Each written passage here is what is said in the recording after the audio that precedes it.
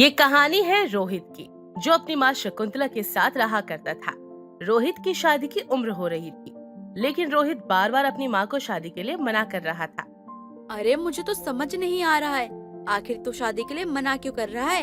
इतनी अच्छी से अच्छी लड़कियों का रिश्ता आया है, लेकिन तू है कि शादी करने को राजी ही नहीं है। माँ, आप मेरी बात को समझने की कोशिश करो। मैं कह रहा हूँ ना कि शादी नहीं करनी मुझे। लेकिन इसके पीछे का कारण क्या है? अरे कुछ बात है तो मुझे बता। आखिर मैं तेरी माँ हूँ, तेरी सारी परेशानियों को मैं अच्छे से समझूंगी। माँ, आप मेरी परेशानी जानना चाहती हो ना, तो सुनो। मेरे ना कुंडली में दोष है। अगर मेरी शादी होगी ना और मैंने फेरे ले लिए शादी में, तो 1 महीने बाद मेरी मौत हो जाएगी। माँ, अगर आप फिर भी चाहती हो कि मैं शादी करूँ, ठीक है, मैं करूंगा शादी, लेकिन वो विधवा हो जाएगी। माँ, उसका क्या क्या करोगी आप उसका? पूरी दुनिया में उसका क्या होगा बेचारी का? कौन संभालेगा उसे? ये दुनिया एक विधवा को किस नजर से देखती है, ये तो अब भी जानती हो माँ। अब मैं नहीं चाहता कि मेरे कारण कोई आंसू बहे या किसी की जिंदगी बर्बाद हो जाए। बस आप मेरी बात को समझने की कोशिश करिए माँ, प्लीज। आपके आगे हाथ जोड़ता हूँ, दोबारा शादी की बात मत कहिएगा। रोहित के मुंह से ऐसी बातें सुनकर शकुंतला को एक धक्का लगता है और वो उससे कहती है, रोहित, ये तू कैसी बातें कर रहा है? ये कुंडली वगैरह में मुझे भरोसा नहीं है। तू जितना ही सोचेगा इन सब के बारे में, तुझे उतनी ही परेशानी होगी। हाँ हाँ माँ, ठीक है, आपको शादी करवानी है ना, करवा दो। फिर बाद में बिना बेटे के रहना आप। जा रहा हूँ मैं अभी। इतना बोलकर रोहित वहाँ से चला जाता है। लेकिन शकुंतला के जहन से रोहित की बात नहीं जाती और वो पूरा दिन रोहित की बात को ही सोचती रहती। शकुंतला अपने हॉल में बैठी हुई थी कि तभी उसकी पड़ोसन सुमित्रा उसके पास आती है और शकुंतला को इस तरह उदास बैठा देखकर उससे कहती है, क्या बात है शकुंतला, उदास सी लग रही है? कुछ बात हो गई है क्या? अरे घर में सब खुशल मंगल है ना? हाँ सुमित्रा, सब ठीक तो है, लेकिन मुझे बस अपने बेटे की चिंता हो रही है। उसकी उम्र बढ़ती जा रही है, लेकिन वो है कि शादी करने को राजी ही नहीं है। अगर वो शादी करने के लिए राजी नहीं है तो बात करना। अरे पूछ उससे कि क्यों नहीं करनी उसे शादी। मैंने उससे पूछा है तो कहता है कि उसकी कुंडली में दोष है।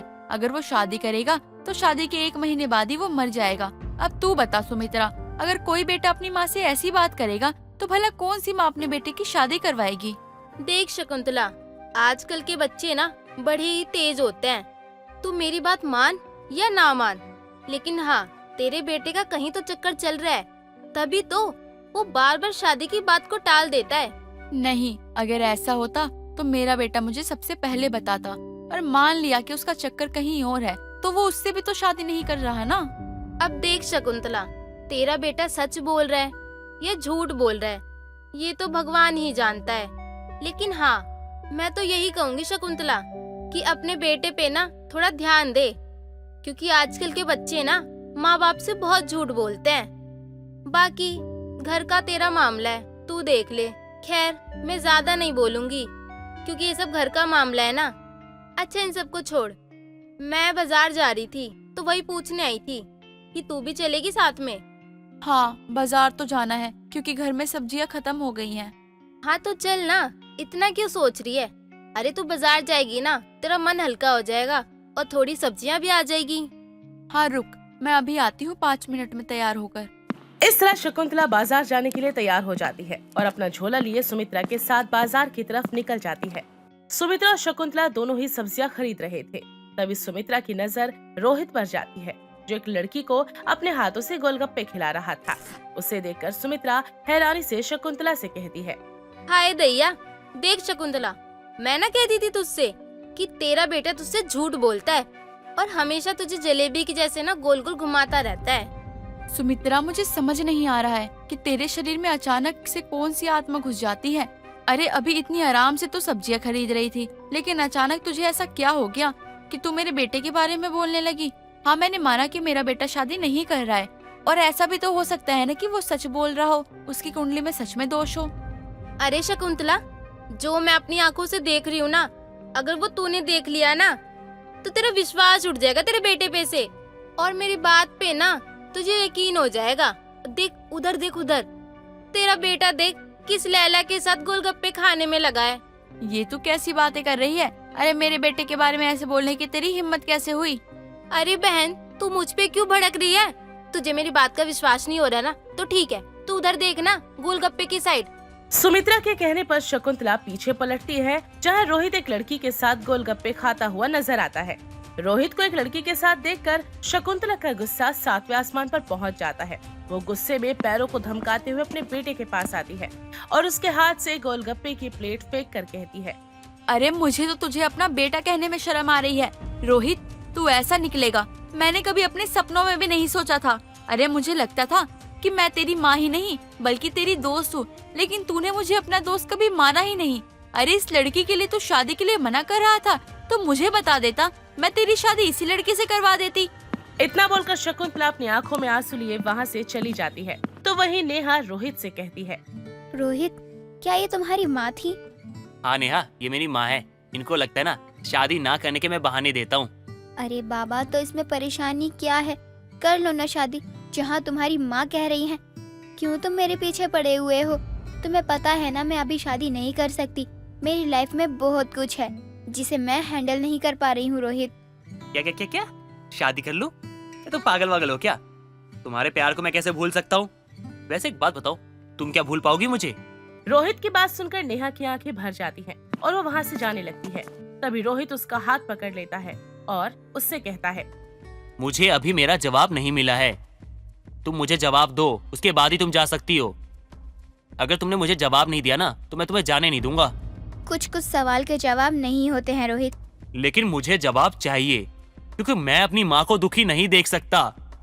उन्होंने कितना कुछ किया मेरे लिए यार। पिताजी के जाने के बाद उन्होंने कितने दुख सहे, अकेले मुझे पाला पोसा बड़ा किया। अरे दुनिया के ताने सुने उन्होंने, लेकिन फिर भी दुनिया से बचते बचाते मुझे पाला, मेरी दोस्त बन के रही। बचपन से लेकर आज तक उन्होंने मुझे हर एक सुविधा दी, जबकि पापा नहीं थे मेरे। लेकिन मैंने क्या किया? उनको हमेशा हर्ट किया, उनको दुख दिया। दर्द और तकलीफ के अलावा मैंने अपनी माँ को कुछ नहीं दिया। और तुम्हारे जो कुंडली में दोष है ना, वो मैंने अपने ऊपर ले लिया, जिसके कारण मेरी माँ मेरी शादी ना करवाए। लेकिन तुम्हें तो मेरा प्यार दिखता ही नहीं ना। हाँ, कैसे दिखेगा तुम्हें मेरा प्यार? हाँ, तुम तो मुझसे प्यार ही नहीं करती लगता है मुझे। इतना बोलकर रोहित वहीं घुटनों पर बैठकर रोने लगता है। रोहित को इस तरह देखकर नेहा भी घुटनों के बल बैठ जाती है और उसको चुप करवाते हुए कहती है, क्या तुमने मेरी कुंडली दोष को अपने सर ले लिया? हाँ हाँ हाँ, क्योंकि मैं तुमसे प्यार करता हूँ। तो तुम्हारे दोष को मैं अपना नहीं सकता क्या? और मैं तुम्हारे बिना नहीं रह सकता। तुम्हारे बिना एक दिन भी मुझसे गुजारा नहीं होता। मैं कैसे जीता हूँ या मैं जानता हूँ। रात को नींद नहीं आती, भूख नहीं लगती, कुछ खाने का मन नहीं करता। चैन से सोचता हूँ बैठूं तो बैठने का मन नहीं करता। कॉमेडी चीजों पे हंसी नहीं आती मुझे। क्या करूं मैं? तुमने मुझे कैसे क्या बना दिया है। अब जो भी है, मैं तुम्हारे बिना जी नहीं सकता। रोहित की बात सुनकर नेहा उसे गले से लगा लेती है और चुप करवाते हुए कहती है, मेरी कुंडली में दोष है और जब मैंने फेरे लिए तो 1 महीने बाद मेरी मौत हो जाएगी। ये जानते हुए भी तुम मुझे अपना रहे हो। ये तुम्हारा बड़प्पन है रोहित। मुझे माफ कर दो, जाने अनजाने में ही सही, लेकिन मुझसे बहुत बड़ी गलती हो गई है। पहले मैं सोचती थी कि तुम मुझे नहीं अपनाओगे, तुम बस ढोंग कर रहे हो प्यार करने का। लेकिन अब मुझे समझ आ गया कि तुम कोई ढोंग नहीं, बल्कि तुम सच में मुझसे बहुत प्यार करते हो रोहित। अब तुम चिंता मत करो, तुम्हारी और मेरी शादी होकर रहेगी। और रही माँ की बात, तो तुम माँ की चिंता मत करो।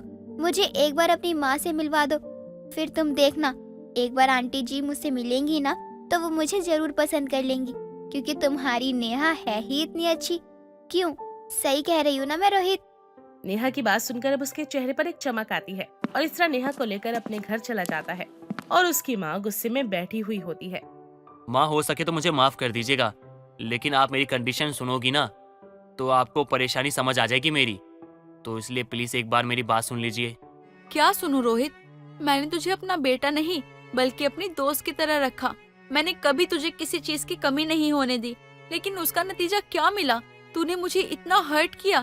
तुझे पता भी है कि इस वक्त मुझे कितना दुख हो रहा है। अरे गली मोहल्ले के 4 लोग मुझे बातें सुना रहे हैं, कहते हैं कि अगर मैंने तुझ पे कंट्रोल किया होता तो शायद आज तू मुझसे इतना बड़ा झूठ नहीं बोलता। कहीं ना कहीं वो सही बोल रहे हैं। अरे एक लड़की के पीछे तूने मुझसे इतना बड़ा झूठ बोला। अगर तू मुझे बता देता तो मैं तेरी शादी इसी लड़की से करवा देती ना। मैं तुझे फांसी पे थोड़ी चढ़ा देती, मैं तो तेरी शादी करवा ही देती ना। आंटी जी, ऐसा नहीं है। ये सब कुछ रोहित ने मेरे लिए किया।